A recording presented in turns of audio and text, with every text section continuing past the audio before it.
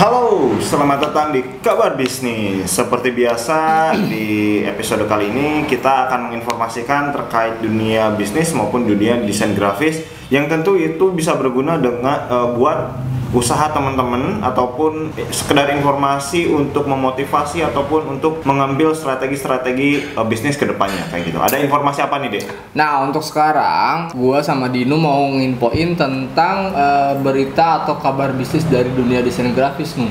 Oke, emang ada kaitannya nih sama bisnis? Nah, kaitannya dengan bisnis itu banyak sekali Contohnya dalam kita penggunaan font itu kan ya, atau misalnya dalam penggunaan warna. Warna itu kan nggak sembarang kita asal pakai warna. Siapa tahu warna tersebut berlisensi. Berlisensi artinya tidak bisa sembarangan digunakan. Betul. Jadi nggak bisa sembarangan digunakan. Kalau misalnya kita menggunakan warna tersebut untuk usaha kita, bisa-bisa kita tuntut kalau ketahuan. Apalagi kalau misalnya bisnisnya udah terlanjur gede. Oke. Bahaya juga kan. Sama seperti halnya seperti merek dagang gitu kan ya. Nah, ini juga desain juga sama kaitannya gitu. Nah, sekarang ada berita atau kabar bisnis dari Twitter lebih tepatnya, dari akunnya Arwan Ode. Nah, dikatakan di sini sedang berdarah-darah memperjuangkan hak atas penggunaan fontku di kemasan ini. Doakan Lur.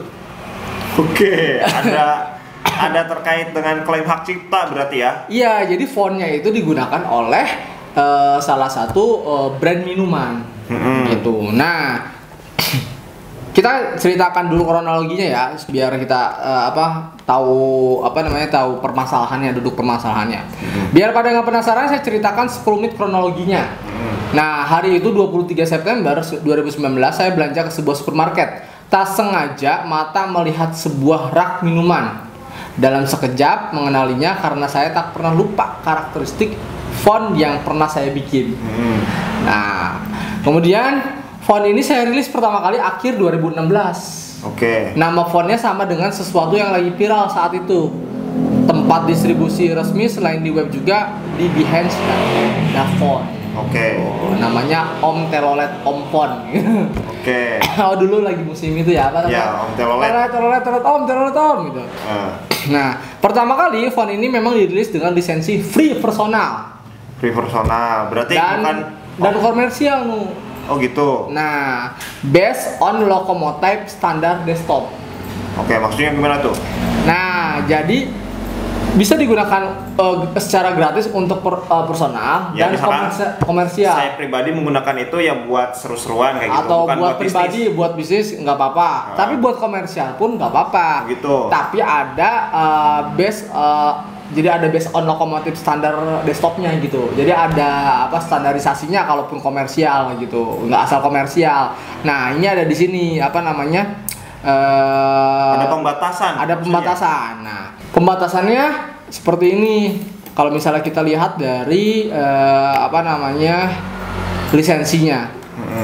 Can I use the font for client or commercial project? Apakah saya bisa menggunakan untuk klien atau commercial project? Ya, jelas bisa kamu menggunakannya. Tapi dengan batasan 5.000 atau 5.000 kombinasi total physical product ataupun digital product. Oh ya. Jadi maksudnya untuk dijual font tersebut boleh digunakan untuk komersial, tapi dibatasi hanya untuk 5.000 produk yang jadi. Ya, baik jadi atau digital. Oh gitu, baik jadi maupun digital gitu. Kombinasi ya. Kombinasi dua itu. Jadi misalkan dicetak dalam tadi kemasan 2.500 misalnya. Iya, 2.500 susu itu. Dan 2.500 produk digital. Buat marketingnya misalkan. Nah, mau nambah satu lagi? Nambah satu lagi itu udah nggak bisa. Betul. Nah, seperti itu sih intinya ya. Cuman beberapa bulan kemudian karena satu alasan lisensi saya diganti menjadi free for personal gitu. Jadi, wah enak. Parah banget sih ini. Tadinya free personal dan boleh komersial, tapi kenapa sekarang jadi hanya untuk personal doang gitu. Berarti kan kasihan yang mereka udah menggunakan 5.000 produk, tadinya kan 5.000 produk itu gratis, sekarang jadi berbayar gitu. Nah, karena dia ubah lisensinya jadi free personal doang. Kacau sih, ibaratnya jatuhnya gini. Kamu nyewain rumah kamu ke teman kamu, ya nggak ya, gratis karena kamu belum bekerja. Tapi setelah kamu bekerja, kamu harus bayar gitu. Iya. Ya kalau mau gratis udah gratis gitu sekalian. Ibarat ibaratnya kan dia itu bukan nyewa sih sebenarnya, ngasih bantuan ngasih bantuan gitu. Urusan kamu mau gimana itu silahkan gratis pakai aja. Gitu, tapi tiba-tiba nggak jadi deh, kamu harus bayar. Orang dia barang udah dipindahin ke situ, udah apalah gitu, udah dienak-enak rumahnya. Iya. Jadi bayar gitu. Tiba-tiba bayar gitu. Ini juga banyak terjadi di musik untuk video YouTube ya, ya. Nah, kemarin juga tuh banyak kasus seperti itu tuh. Kacau sih ini si desainer yang bikin fontnya gitu ya. Menurut kita ya. Karena font ini tidak dijual di marketplace manapun, maka tentu saja muara pertanyaan soal izin dan lisensi penggunaan akan langsung ke saya. Dan saya belum pernah menerima email mengenai penggunaan font untuk kemasan produk tersebut. Oke, kata dia. Tak berapa lama saya menemukan kontak perusahaan X yang bertanggung jawab mengenai pemesanan produk tersebut. Akhirnya saya bisa berkomunikasi dengan tim legalnya. Komunikasi sangat baik, bahkan sempat call conference dengan beberapa petingginya. Gitu. Saya mendapat info bahwa desain kemasan dikerjakan oleh agensi X yang berlokasi di Singapura lah ya, yang cabangnya di berbagai negara, dan produk dengan kemasannya sudah beredar 2 tahun yang lalu. Jadi sekitar tahun 2018 cukup lama, dan saya baru menemukan tak sengaja di akhir 2020.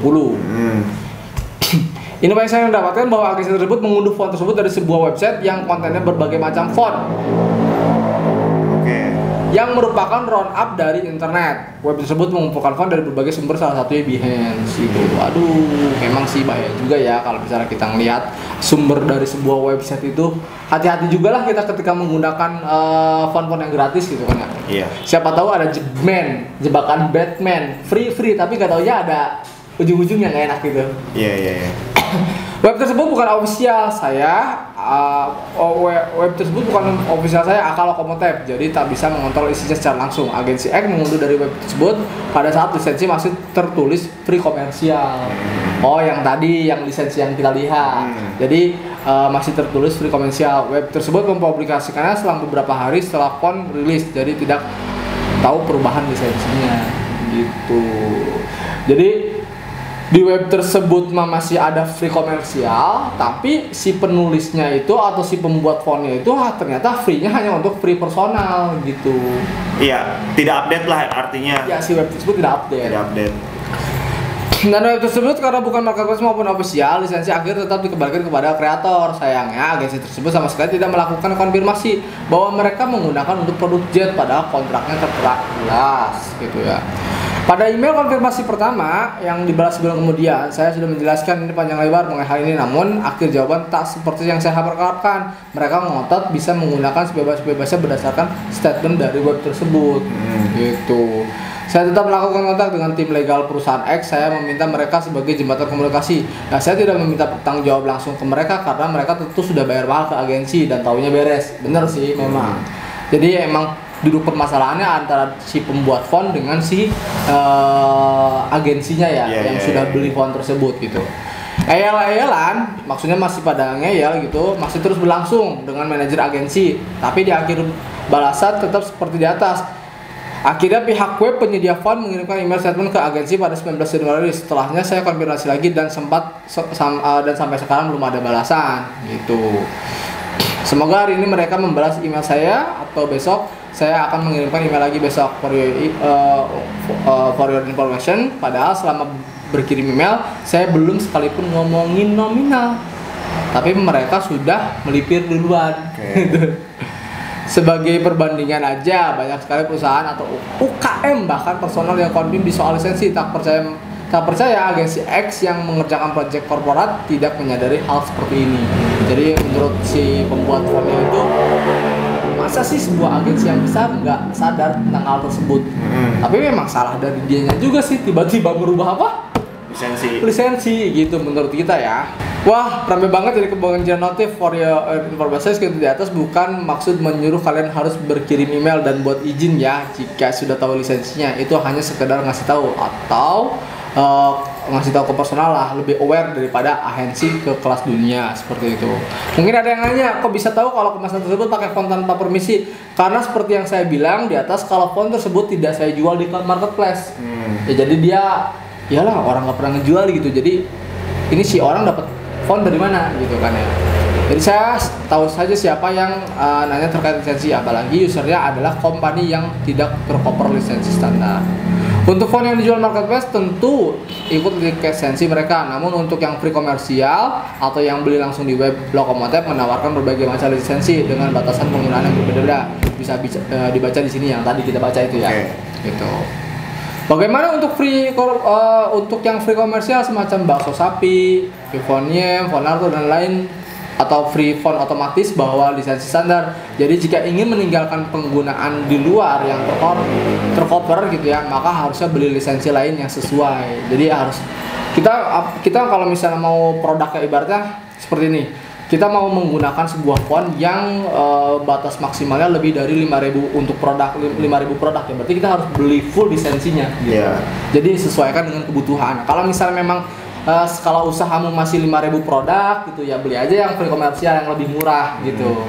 Atau kalau misalnya kamu beli yang yang usaha kamu udah meningkat pesat, udah go internasional ya harusnya beli yang full lisensi. Gitu. Ya, sebetulnya sih biasanya para pengusaha atau UMKM terutama itu nggak ngerti soal lisensi, font dan sebagainya. Yang ngerti itu kita. Ya. Jasa studio desain grafis profesional, yang dimana itu juga jadi supaya tidak produk kamu itu nanti bersitegang atau bentrok lah gitu. Ada problem hukum terkait dengan hak cipta font kayak gitu. Makanya kita tuh kayak yang cari-cari yang bahkan kalau si klien itu pengen font tersebut kita harus ngerogoh kocek yang cukup dalam. Makanya harga desain itu nggak murah dan nggak murahan gitu. Kayak gitu teman-teman. Karena sebuah font itu dibikinnya juga pakai ide gitu. Itu susah banget kayak apalagi gitu ya. Kita menyelesaikan font yang ada gitu kan ya. Siapa tahu font itu ternyata udah sama dengan font yang lain kayak gitu. Nah ini bisa jadi pelajaran buat teman-teman. Kalau misalnya mau menyadur font yang gratis, hati-hati baca lisensinya. Ya, terutama sih lebih ke pelaku usaha. Misalkan teman-teman nyewa jasa studio desain grafis ataupun nyewa jasa personal seorang desainer grafis itu ya hati-hati. Khawatirnya mereka nggak ngerti desainernya itu nggak aware sama font kayak gitu. Nah, silahkan kalau mau pesen desain yang terpercaya, salah satunya bisa ke Kebun Desain kayak gitu teman-teman. Yang dimana kita aware dengan hal-hal yang semacam ini. Lisensi tentunya. Jadi kalau misalnya kalian mau pesen logo yang mahal, ya memang kita menggunakan font yang jelas, bukan yang free gitu. Jadi ada ada perbedaannya gitu. Jangan dibilang desain gitu-gitu aja, kok bisa membedakan? Kok harganya bisa lebih murah desain ini dibandingkan desain ini? Ini salah satunya gitu. Lisensi itu mahal teman-teman. Jangankan font, warna pun itu bisa bentrok dengan brand lain kalau misalnya brand tersebut mengklaim bahwa itu warna yang memang dia ciptakan gitu. Lanjut lagi nih perlu diketahui bahwa tiap kreator atau marketplace memiliki lisensi dengan batasan pengguna yang berbeda-beda. Yang tadi bilang ada yang 5.000, ada 10.000. Repot baca-baca dulu atau nanya jika ragu, lebih baik di report kemudian gitu. Mending nanya-nanya dulu atau baca-baca dulu ke kreatornya. Maksudnya seperti itu. Nah, bagi teman-teman yang berkecimpung di bidang jasa desain bisa mempelajari soal proyek desain di buku Dasar Pengadaan dan Pengelolaan Jasa Desain di Indonesia yang diterbitkan oleh Kemenparekraf dan 6 asosiasi profesi. Ini dikasih linknya. Buat unduhnya ya. Ternyata ada yang komen nih, sama sepemikiran dengan kita. Ngeri-ngeri sedap saat pakai fontnya lagi free lisensi, tiba-tiba diubah lisensinya jadi nggak free. Emang jahat juga sih menurut kita si pembuat fontnya gitu kan ya, yang tadi Dinu bilang dikasih tempat buat tinggal free, gak tahu-taunya udah nyampe barang-barangnya diubah jadi lu harus bayar gitu. Kan enak banget kayak gitu. Pandangan pribadi saya ya, harusnya dibikin lagi yang baru yang memang untuk komersil gitu, atau free dan komersil kayak gitu.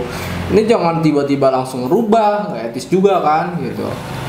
Yang benar kata Dino tadi, dalam jangka waktu beberapa bulan itu mungkin udah banyak ribuan orang yang mengunduh fontnya si pemilik font ini. Gitu. Oke sih, intinya itu aja. Teman-teman, kalau misalnya mau buat desain grafis untuk usaha, lebih baik percayakan kepada jasa studio desain grafis yang terpercaya. Iya. Oke, thank you ya.